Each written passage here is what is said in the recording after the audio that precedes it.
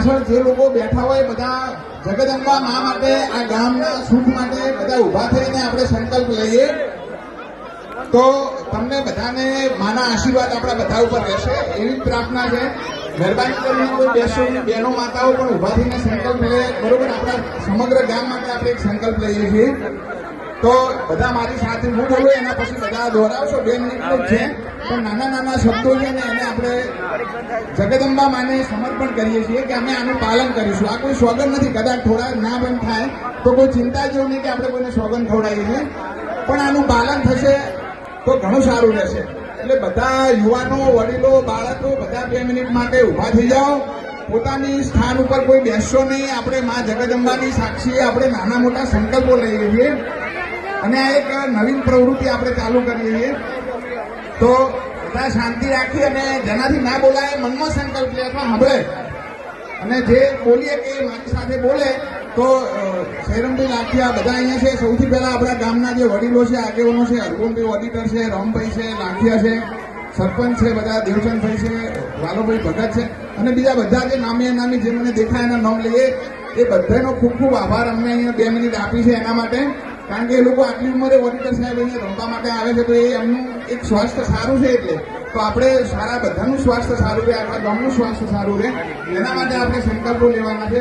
તો હું બોલું મારી સંગાથે, તમે બધા 2 મિનિટમાં આપણે થોડું કરીશું પણ બોલજો અને માતાને પ્રાર્થના એ કરજો. જગદંબાને, ગોગા અપાળે, હિંગળાજમાને આપણા પાદર દેવોને કે આ સંકલ્પો આપણા ગામ માટે ખરેખર સારા બને. ખાલી કોઈ એમને કહેવા માટેની કોઈ પ્રક્રિયા ના થાય, આ સમગ્ર ગામને સફળતા મળે.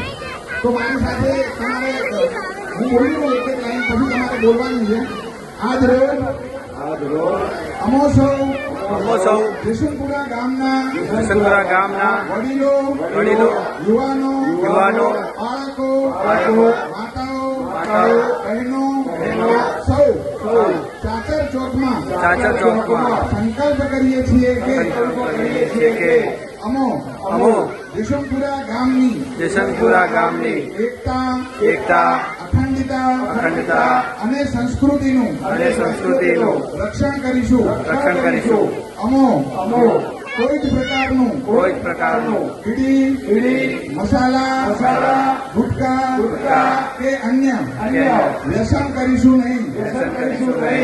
અમો બ્રાહ્મણ તરીકે નિયમિત સંધ્યા પાઠ કરીશું. જનોઈ, તિલક અને શિખા ફરજિયાત રાખીશું.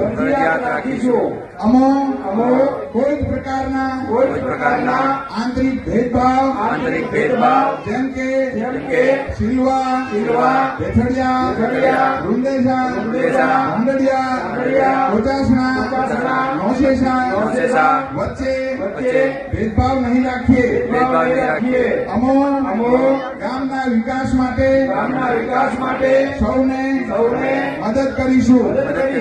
યુવાનો માટે અમો મોબાઈલમાં બિનજરૂરી સમય નહીં વેડફીએ. અમો ગામમાં શિક્ષણની જ્યોત જગવીશું. અમે વડીલોને માન સન્માન આપીશું. નાના બાળકોને માર્ગદર્શન આપીશું.